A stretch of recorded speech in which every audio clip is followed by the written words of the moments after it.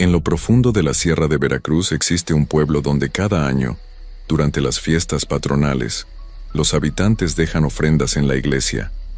No lo hacen por devoción, sino por miedo, porque cuando cae la noche, algo antiguo desciende del monte y trepa por las paredes como si desafiara las leyes de la naturaleza. Esta es la historia de Juan Martínez, un hombre de la Ciudad de México que descubrió que algunos miedos son reales. Juan Martínez nunca creyó en supersticiones. A sus 32 años, había vivido toda su vida en la Ciudad de México, donde el ruido constante y las luces brillantes ahuyentaban cualquier sombra de misterio. Era un hombre práctico, de esos que buscan explicaciones lógicas para todo. Pero lo que vivió aquella noche en San Miguel de las Montañas cambió su forma de ver el mundo para siempre. Todo comenzó una tarde de octubre. Su esposa Inés le había hablado durante meses sobre las fiestas patronales de su pueblo natal, allá en la Sierra de Veracruz. Inés extrañaba esas celebraciones, la música, los cohetes, el olor a comida tradicional que inundaba las calles empedradas. Juan finalmente aceptó acompañarla, pensando que sería un fin de semana agradable, una oportunidad de conocer el lugar donde había crecido la mujer que amaba. El viaje fue largo. Salieron muy temprano de la ciudad y condujeron durante horas por carreteras que se volvían cada vez más estrechas y sinuosas. Conforme se adentraban en la sierra, el paisaje cambiaba. Los edificios dieron paso a montañas cubiertas de niebla, árboles inmensos y pequeños pueblos que parecían detenidos en el tiempo. Llegaron a San Miguel de las Montañas cerca del mediodía. El pueblo era más pequeño de lo que Juan había imaginado. Las casas de adobe se alineaban en calles estrechas, y en el centro se alzaba una iglesia antigua con una torre alta que dominaba todo el paisaje. A pesar de su tamaño modesto, el pueblo bullía de actividad.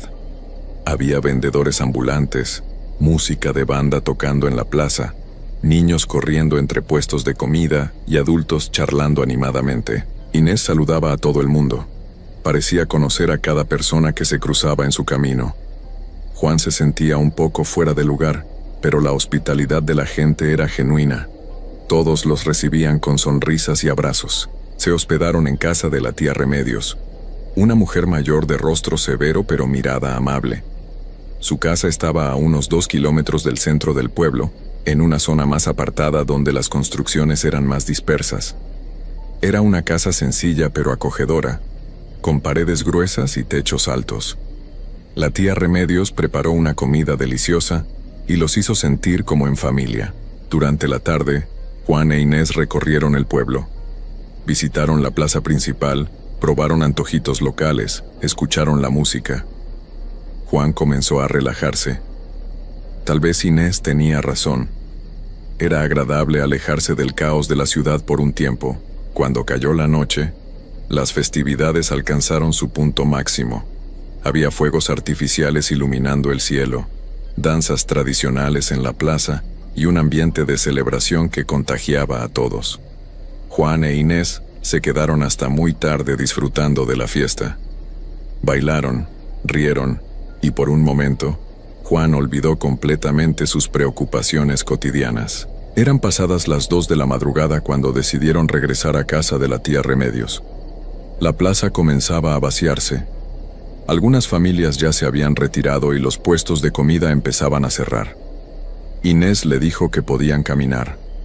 Después de todo, eran solo 2 kilómetros y la noche estaba despejada.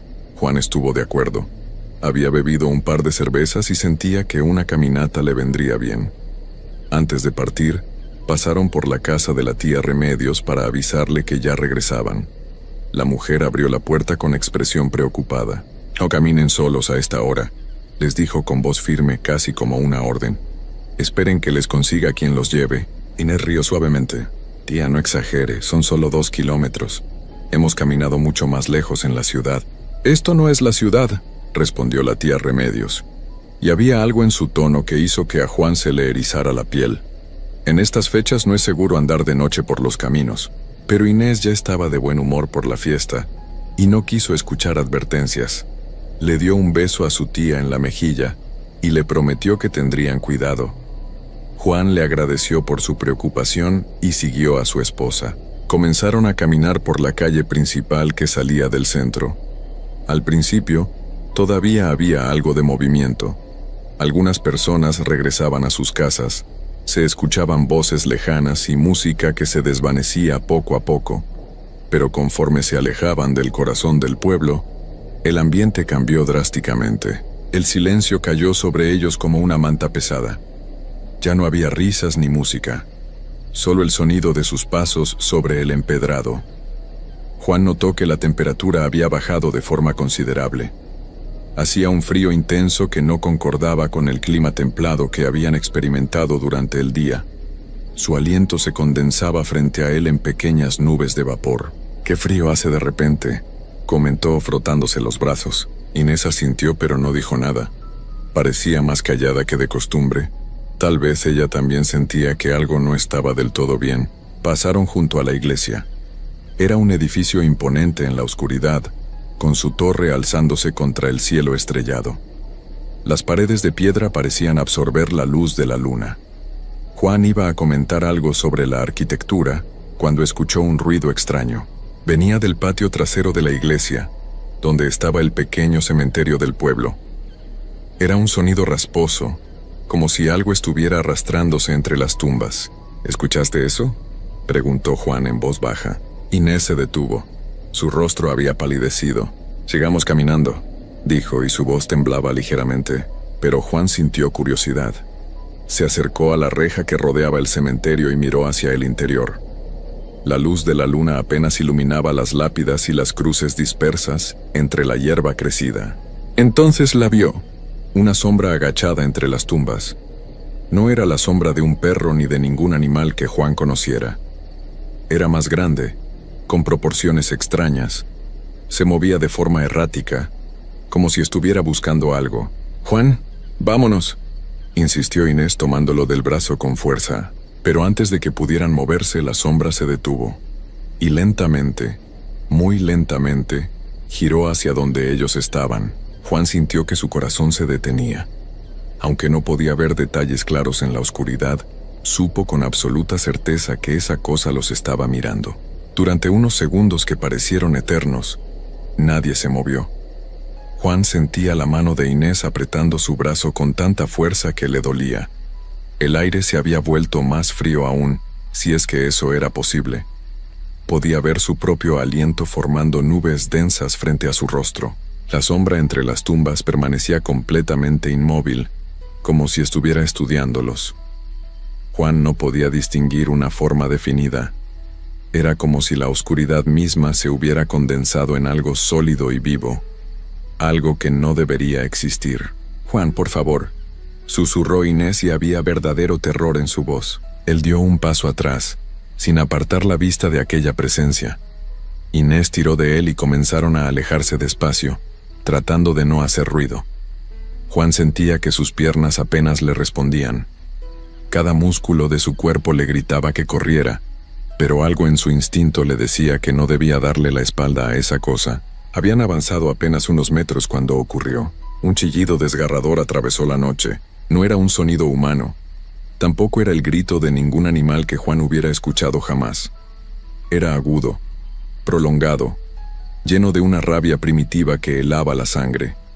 El sonido rebotó en las paredes de la iglesia y se extendió por todo el pueblo dormido. Y entonces la sombra se movió. Se lanzó hacia la reja con una velocidad imposible. No caminaba ni corría. Se deslizaba sobre el suelo como si flotara, pero tan rápido que era casi un borrón oscuro. Juan vio cómo atravesaba el cementerio en segundos, sorteando las tumbas sin esfuerzo. «¡Corre!», gritó, y esta vez no hubo duda. Ambos echaron a correr por el camino de tierra que llevaba hacia la casa de la tía Remedios. Juan podía escuchar sus propios pasos retumbando en sus oídos, el latido desbocado de su corazón, la respiración agitada de Inés a su lado. Pero por encima de todo eso, escuchaba algo más. Un sonido de rasguños, como garras sobre piedra. Se atrevió a mirar hacia atrás por un instante, y lo que vio lo llenó de un horror que jamás podría describir con palabras. La criatura había salido del cementerio. Ahora estaba en la calle, Pero no los perseguía corriendo por el suelo como esperaría cualquier persona. Estaba trepando por la pared lateral de la iglesia. Se movía como una araña gigantesca. Sus extremidades, largas y retorcidas, se aferraban a la piedra antigua con una facilidad antinatural. Subía por la pared vertical como si la gravedad no existiera para ella. Juan podía ver su silueta recortada contra el cielo nocturno. Una forma humanoide pero completamente distorsionada, con brazos y piernas demasiado largos, moviéndose con una fluidez repulsiva. «No mires atrás, solo corre», jadeó Inés. Pero Juan no podía apartar la vista. La cosa había alcanzado la mitad de la torre de la iglesia y seguía subiendo. Los rasguños de sus garras contra la piedra resonaban en la noche silenciosa. Era un sonido horrible, como uñas sobre una pizarra, amplificado 1000 veces. Siguieron corriendo por el camino oscuro. Las casas a los lados estaban completamente a oscuras. No había una sola luz encendida. Era como si todo el pueblo estuviera fingiendo dormir, como si todos supieran que algo andaba suelto en la noche y prefirieran esconderse tras puertas cerradas y ventanas tapadas. Juan tropezó con una piedra y casi cayó, pero Inés lo sostuvo. Recuperó el equilibrio y siguieron adelante. Sus pulmones ardían. No estaba acostumbrado a correr así. En la ciudad apenas hacía ejercicio y ahora estaba pagando el precio. Se atrevió a mirar una vez más hacia la iglesia. La criatura había llegado a la cima de la torre del campanario. Se había detenido allí, aferrada a la estructura como una gárgola viviente. Su forma se recortaba perfectamente contra la luna llena. Juan pudo distinguir mejor sus proporciones en esa posición. Era definitivamente algo con forma vagamente humana, pero sus brazos y piernas eran demasiado largos, demasiado delgados. Su cabeza tenía una forma extraña, como si estuviera ladeada en un ángulo imposible, y aunque estaba demasiado lejos para ver detalles, Juan supo con absoluta certeza que esa cosa los estaba mirando. Podía sentir su mirada clavada en ellos como agujas de hielo. «Inés, Juan», una voz los llamó desde adelante. Juan giró la cabeza y vio luces de vehículo acercándose por el camino. Era una camioneta vieja que se detuvo bruscamente a su lado. El conductor era un hombre joven de unos 25 años, con expresión de pánico en el rostro.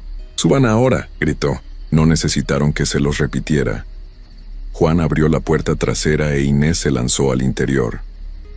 Él la siguió y apenas había cerrado la puerta cuando el conductor pisó el acelerador a fondo. Las llantas derraparon sobre la tierra suelta antes de ganar tracción. «Javier», dijo Inés entre jadeos reconociendo a su primo. Gracias por...». «No digan nada», la interrumpió Javier con voz tensa. «No digan nada de lo que vieron, ¿me entienden?». «Nada», Juan miró por la ventana trasera. La criatura seguía en lo alto de la torre, inmóvil como una estatua. Pero incluso a esa distancia, mientras se alejaban a toda velocidad, Juan podía jurar que seguía observándolos. El viaje hasta la casa de la tía Remedios duró menos de 2 minutos, pero a Juan le pareció una eternidad. Javier conducía en completo silencio, con las manos aferradas al volante y la mandíbula apretada. De vez en cuando miraba por el espejo retrovisor, como verificando que no los siguieran. Cuando llegaron, la tía Remedios los esperaba en la puerta con una expresión que mezclaba alivio y enojo. Javier se despidió rápidamente y se marchó sin decir más. La anciana los hizo entrar y cerró la puerta con llave, pasando también el cerrojo y una tranca de madera. «Les advertí», dijo simplemente. «Les advertí que no caminaran solos». Inés rompió a llorar. Juan la abrazó, pero él mismo estaba temblando. No podía quitarse de la cabeza la imagen de esa cosa trepando por la pared de la iglesia. Era imposible. Las personas no podían moverse así. Los animales no tenían esa forma. «¿Qué era eso?», preguntó con voz ronca. «¿Qué demonios era eso?». La tía Remedios los miró durante un largo momento antes de responder. «Mañana lo entenderán», dijo finalmente. «Ahora traten de descansar. No salgan de la casa por ningún motivo hasta que amanezca». Los llevó a su habitación. Juan se recostó en la cama con Inés acurrucada contra él, pero sabía que no podría dormir.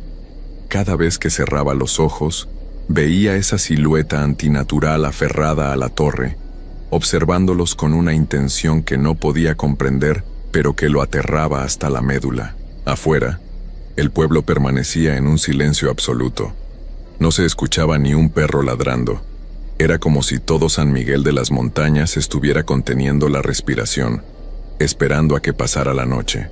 Y en algún lugar allá afuera, Juan sabía que esa cosa seguía despierta. Juan no durmió en toda la noche.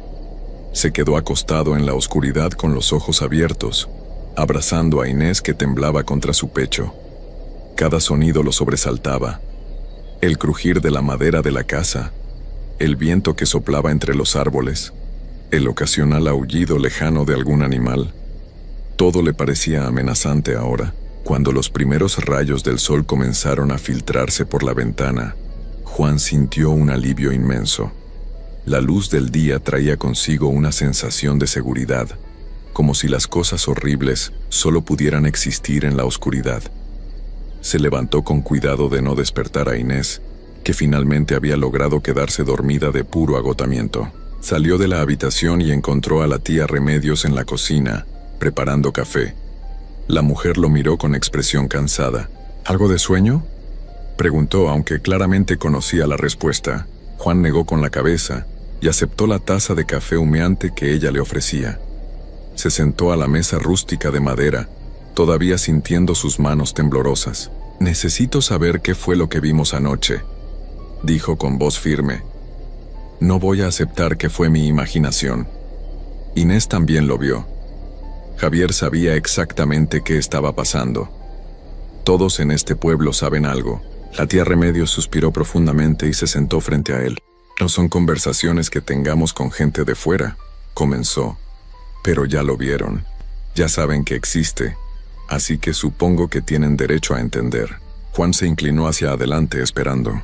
«En este pueblo le llamamos la Bruja del Monte», continuó la anciana. «Lleva aquí más tiempo del que cualquiera puede recordar. Mucho antes de que yo naciera. Mucho antes de que nacieran mis abuelos incluso. Vive en las cuevas de la montaña, en lo más profundo del bosque donde nadie se atreve a ir». «¿Y qué es exactamente?», preguntó Juan. «Nadie lo sabe con certeza.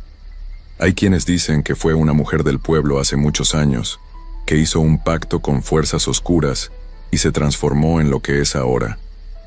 Otros dicen que siempre fue algo diferente, algo que existía antes de que llegaran los primeros pobladores. Lo único que sabemos es que está aquí y que tenemos que convivir con ella». Juan sintió un escalofrío recorrerle la espalda. «Durante todo el año se mantiene alejada», explicó la tía Remedios. «Permanece en el monte y no nos molesta. Pero cuando llegan las fiestas patronales, baja al pueblo. No sabemos por qué. Tal vez le atrae el ruido, la actividad, la comida, o tal vez solo quiere recordarnos que sigue ahí. Pero esa cosa, la vi trepar por la pared de la iglesia como si fuera una araña gigante. Eso no es humano. Eso no es natural. No, no lo es», acordó la anciana. «Por eso nadie sale de noche durante las fiestas. Por eso les advertí. Todos en el pueblo lo sabemos. Es una regla que se nos enseña desde niños. Durante las celebraciones, cuando cae el sol, te quedas en casa con puertas y ventanas bien cerradas». Juan se pasó las manos por el rostro, tratando de procesar todo aquello. En su mente racional de hombre de ciudad, nada de esto tenía sentido, pero no podía negar lo que había visto con sus propios ojos. ¿Y nadie ha intentado hacer algo? ¿Llamar a las autoridades? ¿Buscar ayuda? La tía Remedios soltó una risa amarga. «¿Qué les diríamos? ¿Que hay una criatura trepando por las paredes de la iglesia? Nos tomarían por locos. Además tenemos un acuerdo». «¿Un acuerdo?» «Cada noche de las fiestas, dejamos comida en el patio trasero de la iglesia. Carne principalmente, pero también frutas y pan. La dejamos ahí y ella la toma. Mientras tenga su ofrenda, no ataca a nadie. Es un pacto antiguo. Lo hemos cumplido durante generaciones». Juan recordó los ruidos que habían escuchado en el cementerio, la sombra agachada entre las tumbas. Había estado comiendo. La idea le revolvió el estómago. ¿Y si no le dejan la comida? Entonces sale a buscarla por su cuenta. respondió la anciana con voz sombría. Y créeme, no quieres que eso pase. En ese momento Inés apareció en la entrada de la cocina. Tenía los ojos rojos e hinchados. Se veía agotada. «Nos vamos hoy mismo», anunció. «No me importa si las fiestas duran 3 días más. Nos regresamos a la ciudad ahora». Juan asintió. Por una vez estaba completamente de acuerdo con su esposa. No quería pasar ni una noche más en ese pueblo. Más tarde esa mañana, mientras empacaban sus cosas, escucharon voces de niños jugando afuera. Juan se asomó por la ventana y vio a un grupo de 5 o 6 niños del pueblo corriendo por el camino, completamente despreocupados. Uno de ellos, un niño de unos 8 años, se acercó a la cerca de la casa. Juan abrió la ventana. «Buenos días», saludó el niño con una sonrisa. «¿Son los visitantes de la ciudad que vieron a la bruja anoche?» Juan se quedó helado. ¿Cómo sabía el niño? Javier les contó a todos, explicó el pequeño como si fuera lo más normal del mundo. «No se preocupen, la bruja solo sale de noche. De día está dormida en el monte. ¿No te da miedo?», preguntó Juan. El niño se encogió de hombros. «Es parte del pueblo. Siempre ha estado ahí. Mi mamá dice que mientras no la molestemos y le dejemos su comida, no hay problema. El año pasado la vi trepar por el techo de la escuela. Sube las paredes como las arañas. Es increíble». Hablaba de aquella criatura horrible con la misma naturalidad con la que hablaría de un perro del vecindario. Para él y para todos los niños del pueblo, la bruja del monte era simplemente parte de su realidad, algo con lo que habían crecido y aprendido a aceptar. Juan cerró la ventana sintiéndose enfermo. Este pueblo entero vivía bajo la sombra de algo antinatural, algo que desafiaba toda lógica, y lo habían normalizado. Generación tras generación habían aprendido a convivir con el horror, a dejarlo entrar en sus vidas como si fuera algo ordinario. Una hora después, Juan e Inés se despidieron de la tía Remedios. La anciana les preparó comida para el camino y les deseó un viaje seguro. No mencionó nada sobre lo ocurrido la noche anterior. Era como si hubiera un acuerdo tácito de no hablar del tema a la luz del día.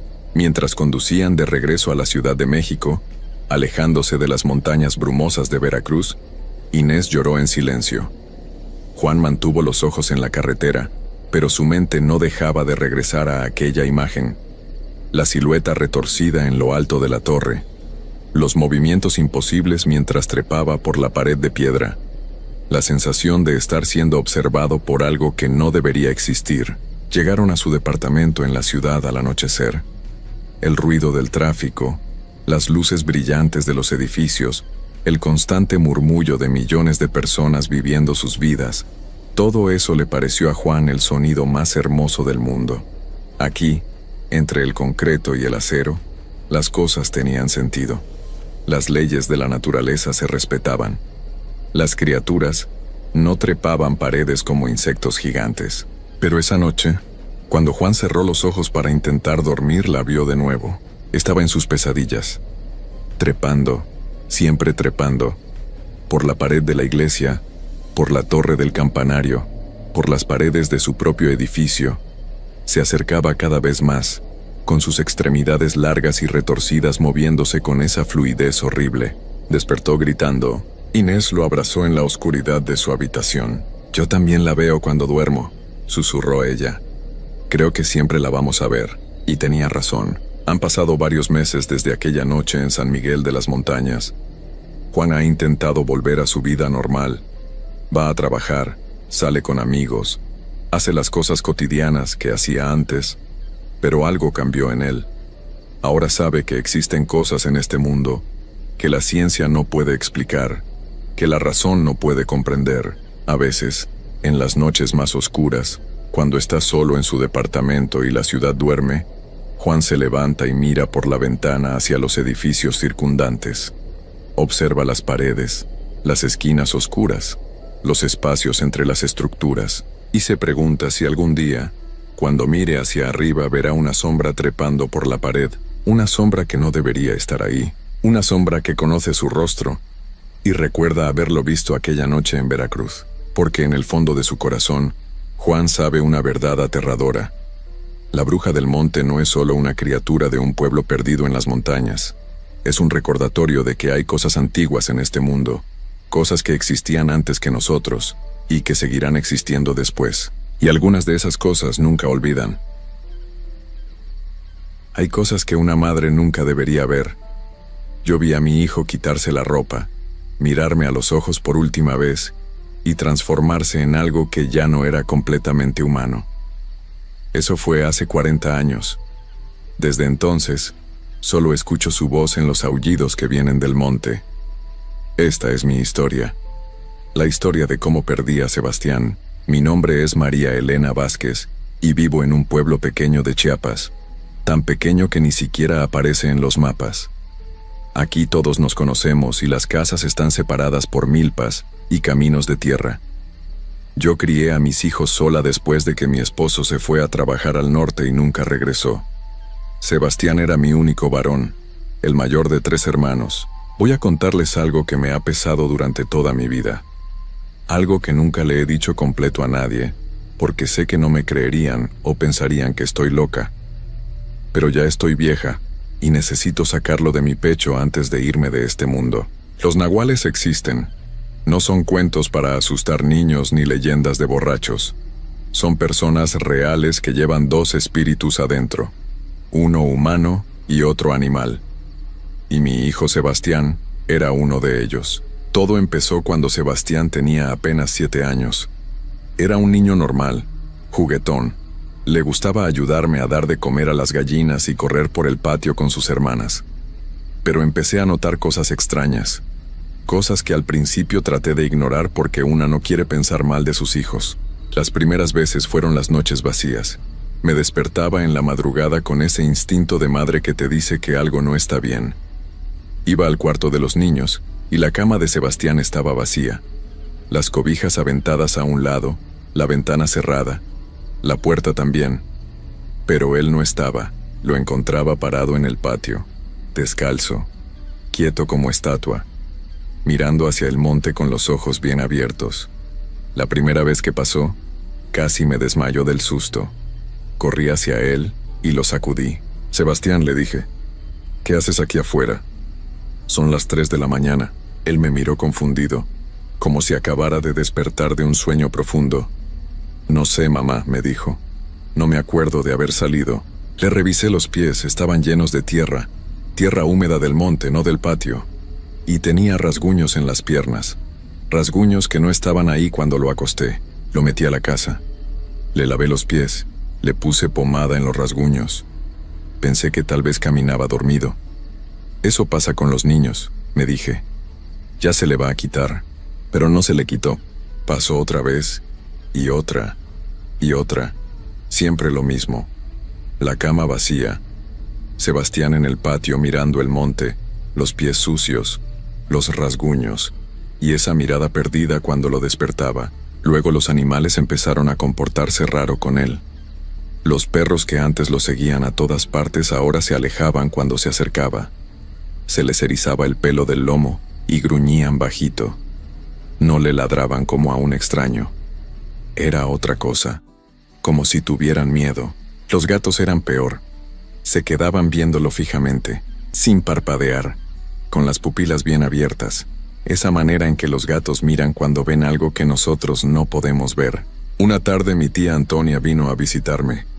Antonia era la hermana mayor de mi mamá, una mujer seria que no creía en tonterías.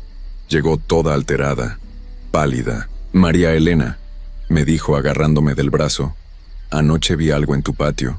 «¿Qué viste, tía?», le pregunté. «Un coyote», me dijo. Pero no era un coyote normal, era enorme, más grande que cualquier coyote que haya visto en mi vida. Y sus ojos, María Elena, sus ojos no eran de animal, eran ojos de persona. Se me heló la sangre. Le pregunté a qué hora lo vio. «Como a las 2 de la mañana», me dijo. Salí al baño de afuera y ahí estaba, parado junto al árbol de aguacate. Me quedé paralizada.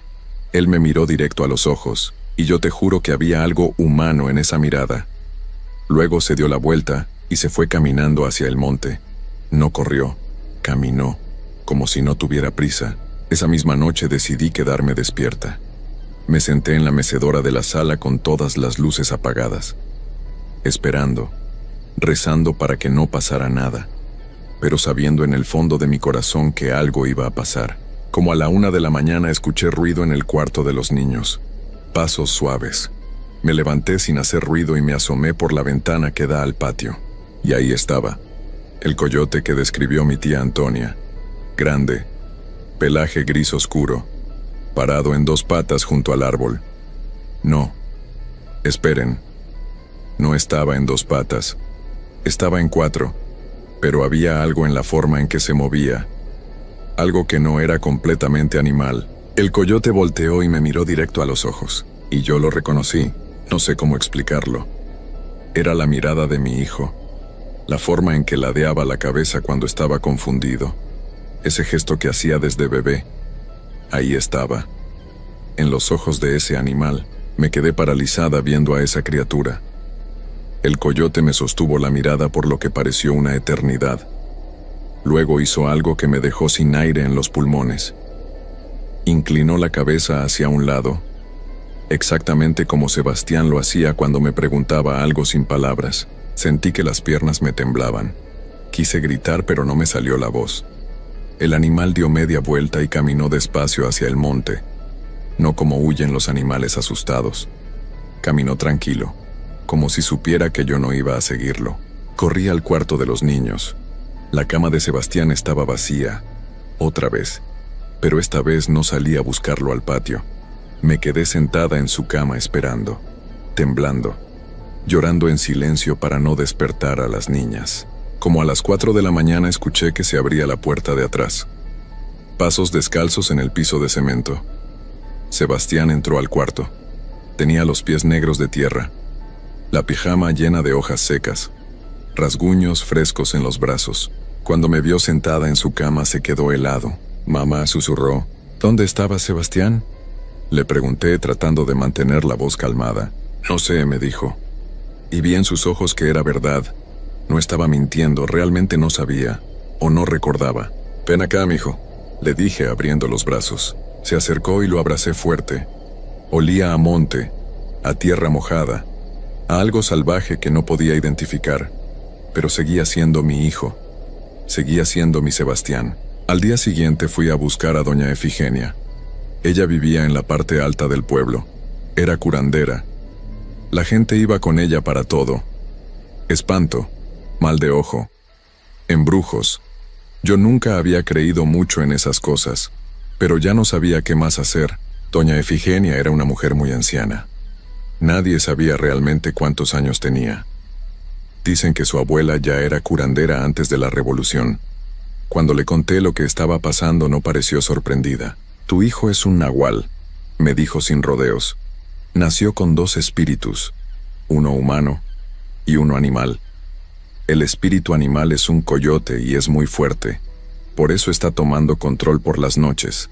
Le pregunté si eso se podía quitar, si había alguna cura. No se quita, me dijo. No es una enfermedad. Es lo que él es. Pero se puede controlar. Si quieres que tu hijo tenga una vida normal, tiene que aprender a mantener al coyote dormido. Me dio instrucciones muy claras. Sebastián no podía salir de noche. Nunca. Tenía que usar un listón rojo amarrado en la muñeca izquierda. Todas las noches antes de dormir tenía que tomar un té que ella me preparó. Un té amargo hecho con hierbas del monte que yo no conocía. Y lo más importante, me dijo, tiene que querer quedarse humano. Si algún día decide dejar que el coyote tome control completo, no hay nada que puedas hacer para detenerlo. Sebastián siguió las reglas. Al principio le costó trabajo. Se quejaba del té. Decía que sabía horrible, pero lo tomaba porque me veía llorar y no quería verme sufrir. El listón rojo nunca se lo quitó, ni para bañarse. Pasaron 3 años. 3 años en los que Sebastián llevó una vida casi normal. Iba a la escuela, ayudaba en la milpa, jugaba con sus hermanas. Los perros dejaron de gruñirle aunque nunca volvieron a acercársele como antes. Pero yo veía que algo en él estaba cambiando. Se quedaba horas mirando por la ventana hacia el monte. A veces lo encontraba en el patio en la madrugada, despierto, sentado en el suelo, mirando las estrellas con una tristeza que me partía el corazón. Cuando cumplió 17 años todo cambió. Era julio. Hacía un calor espantoso. Una noche Sebastián vino a sentarse conmigo en la sala. Ya era un hombre, alto, fuerte. Pero en ese momento parecía un niño asustado otra vez. Mamá me dijo, tengo que decirte algo. Dime, mijo. Me siento enjaulado. Como si no pudiera respirar bien. El coyote está despierto todo el tiempo ahora. Ya no solo en las noches. Todo el día está ahí, empujando, queriendo salir. Le agarré las manos, estaban temblando. ¿Qué necesitas, Sebastián? Le pregunté aunque ya sabía la respuesta. Necesito transformarme, mamá. Aunque sea una vez. Si no lo hago, siento que me voy a volver loco. Le dije que no. Le rogué que no lo hiciera. Pero vi en sus ojos que ya había tomado la decisión. 3 noches después había luna llena. Sebastián salió al patio como a las 10 de la noche. Yo lo seguí. Mis hijas se quedaron adentro asustadas aunque no entendían bien qué pasaba. Mamá, me dijo Sebastián, aléjate por favor, no quiero que me veas así. Pero yo no me moví. Era mi hijo, no iba a dejarlo solo. Lo que vi esa noche nunca podré olvidarlo. Sebastián se quitó la camisa, se arrodilló en el suelo y empezó a temblar. No era un temblor normal. Era como si algo adentro de él estuviera tratando de salir. Escuché crujidos, horribles crujidos que venían de sus huesos. Sebastián gritó de dolor. Un grito que se fue convirtiendo en aullido. Su cuerpo se retorció, la piel le empezó a cubrir de pelo. Las manos se le deformaron en patas, la cara se le alargó, y ahí frente a mí ya no estaba mi hijo. Estaba el coyote, enorme, hermoso, aterrador. Me miró una última vez con esos ojos que seguían siendo de Sebastián. Luego salió corriendo hacia el monte. Lo vi desaparecer entre los árboles. No regresó esa noche, ni la siguiente, ni la siguiente. Pasaron 3 días completos. 3 días en los que no pude comer, no pude dormir. Mis hijas lloraban preguntando por su hermano. Yo no sabía qué decirles. Les dije que se había ido al pueblo de al lado a ayudar a un tío. Pero ellas sabían que estaba mintiendo. La noche del 3er día escuché ruido en el patio. Salí corriendo descalza. Y ahí estaba Sebastián, humano otra vez, desnudo, lleno de tierra, con rasguños por todo el cuerpo, temblando de frío a pesar del calor. Lo envolví en una cobija, lo metí a la casa, le preparé té caliente, se lo tomó en silencio, luego empezó a llorar. Lloró como no lo había visto llorar desde que era un niño pequeño. ¿Qué pasó, mijo?, le pregunté abrazándolo. Encontré una manada, mamá, me dijo entre sollozos. Otros coyotes. Me aceptaron. Corrí con ellos por el monte. Cacé. Aullé a la luna. Y me sentí completo por primera vez en mi vida. Me sentí en casa. Se quedó callado un momento. Luego siguió hablando, pero después de 2 días empecé a olvidar cosas. Olvidé cómo se llamaban mis hermanas. Olvidé el nombre del pueblo. Y casi olvido tu cara, mamá. Casi te olvido. Eso me asustó. Por eso regresé. Porque tuve miedo de perderme para siempre. Los siguientes 6 meses fueron los más difíciles. Sebastián volvió a tomar el té. Volvió a usar el listón rojo. Volvió a seguir las reglas. Pero yo veía que cada día le costaba más trabajo. Se veía enfermo, pálido, perdió peso. Dejó de hablar casi por completo. Una tarde de diciembre me llamó al patio. Tenía los ojos rojos de tanto llorar. Mamá, me dijo, me tengo que ir. Si me quedo aquí voy a perder la cabeza. El coyote está tomando control y ya no puedo detenerlo. Prefiero irme ahora que todavía soy yo. Que todavía te recuerdo. Que todavía sé quién soy. Le rogué que se quedara. Me arrodillé frente a él. Le supliqué. Pero Sebastián negó con la cabeza. Ya tomé la decisión, mamá. Necesito que me dejes ir. Necesito que entiendas que esto no es tu culpa. Yo nací así, y no puedo seguir luchando contra lo que soy. Llamó a sus hermanas. Se despidió de ellas. Les dijo que las quería mucho, que nunca las olvidaría. Ellas lloraban sin entender bien qué estaba pasando. Pensaban que se iba a trabajar a otro pueblo, que iba a volver. Pero yo sabía la verdad. Cuando se fueron las niñas, Sebastián se quedó parado en medio del patio. La luna todavía no salía, pero el cielo ya estaba oscureciendo. Se quitó la camisa, los pantalones, los zapatos, el listón rojo. Lo dejó todo doblado en el suelo como si estuviera preparando su ropa para el día siguiente. Luego me miró. «Te amo, mamá», me dijo. «Gracias por tratar de salvarme, gracias por no dejarme solo. Pero ahora necesito que me sueltes». Y empezó la transformación. Esta vez no gritó. Esta vez parecía que su cuerpo ya sabía qué hacer. Los huesos crujieron más rápido. El pelo brotó más suave. En menos de un minuto ya no estaba mi hijo ahí. Estaba el coyote, pero esta vez fue diferente. El coyote se acercó a mí. Despacio, me olfateó la mano. Luego apoyó la cabeza en mi regazo, como hacen los perros cuando quieren que los acaricies. Yo le pasé la mano por el lomo. Sentí su respiración, su calor. Luego levantó la cabeza y aulló. Fue el aullido más triste y más hermoso que he escuchado en mi vida. Un aullido que sonaba a despedida, a libertad, a dolor, a amor. Se alejó caminando hacia el monte. Esta vez no corrió.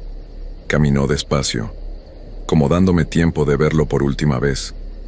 Cuando llegó a la orilla del monte se detuvo. Volteó a verme una última vez. Y desapareció entre las sombras. Eso fue hace 40 años. Sebastián nunca volvió.